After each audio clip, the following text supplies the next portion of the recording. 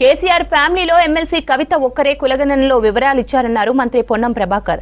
రాష్ట్రంలో 96% సర్వే పూర్తయిందని, మిగిలిన వారు కూడా డీటెయిల్స్ ఇవ్వొచ్చన్నారు. ఇక బీసీలకు న్యాయం జరగాలంటే రేపటి అసెంబ్లీ సమావేశాలకు కేసీఆర్ రావాలన్నారు. అసెంబ్లీ సెషన్ కోసం ప్రత్యేకంగా ఎలాంటి ఇన్విటేషన్ ఉండదన్నారు. రేపు కేబినెట్ ఆమోదం తర్వాత రాష్ట్ర వ్యాప్తంగా సంబరాలు నిర్వహించాలన్నారు. బీసీ రిజర్వేషన్లపై రాజకీయ పార్టీలు తమ స్టాండ్ చెప్పాలని సవాల్ విసిరారు పొన్నం.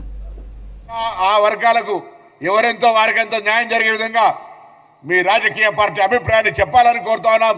రేపు సభలో కూడా మీరు ఈ సందర్భంగా నిజంగా మాటలకే పరిమితం కాదు, బలహీన వర్గాల అభ్యున్నతి నిజంగా కావాలని వాస్తవికంగా కోరుకుంటే మీరు మీ యొక్క అభిప్రాయాన్ని బేషరతుగా చెప్పమని కోరుతా ఉన్నాం.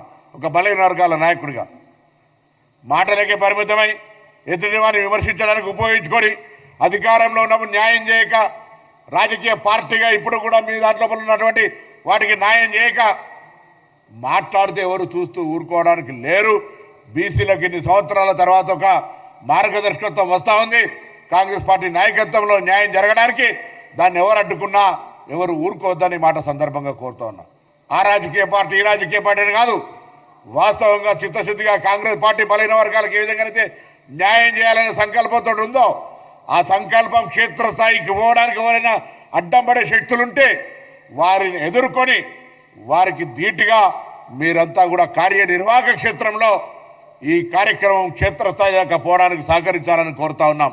రేపు శాసనసభలో కేబినెట్ అనంతరం ప్రవేశపెట్టబడుతున్నటువంటి ఈ యొక్క అంశం మీద అన్ని జిల్లాల్లో బలైన వర్గాలకు సంబంధించిన సంఘాలు, కుల సంఘాలు ఇదొక విప్లవాత్మకమైన మార్పును స్వాగతించే విధంగా అన్ని జిల్లా కేంద్రాల్లో కాంగ్రెస్ పార్టీ శ్రేణులు కానీ, బలహీన వర్గాల ఉద్యమకారులు కానీ అందరూ కూడా ఈ ప్రభుత్వానికి ధన్యవాదాలు చెప్తూ కార్యక్రమాలు చేయాలని, భాగస్వాములు కావాలని ఆకాంక్షిస్తూ ఉన్నా.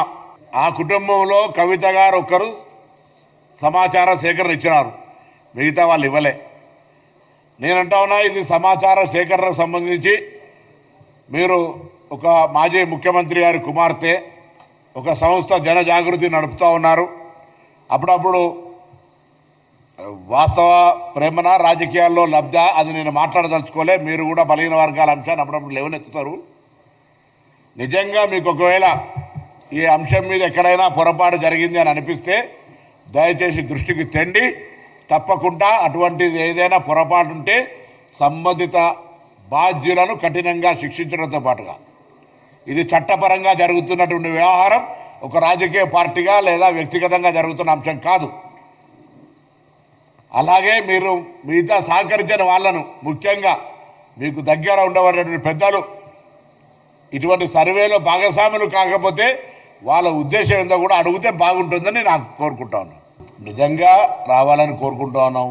గతంలో తెలంగాణ తల్లి విగ్రహావిష్కరణప్పుడు ఆహ్వానించడం, ఇలా బీసీలకు సంబంధించి మీ పార్టీకి సంబంధించినటువంటి ఏదైనా సలహా సూచనలు ఇవ్వాలనుకుంటే, బీసీలకు న్యాయం కావాలని కోరుకుంటే రమ్మని ఆహ్వానిస్తుంది. దానికి ఇప్పుడు నేను ప్రత్యేకించి మళ్ళీ ఈ కార్యక్రమం ఆహ్వానించేది లేదు. ఎందుకంటే శాసనసభకు సంబంధించిన కార్యదర్శి గారు అందరు శాసనసభ్యులను ఆహ్వానిస్తున్నారు, ప్రతిపక్ష నాయకుడు వారిని కూడా ఆహ్వానించారు.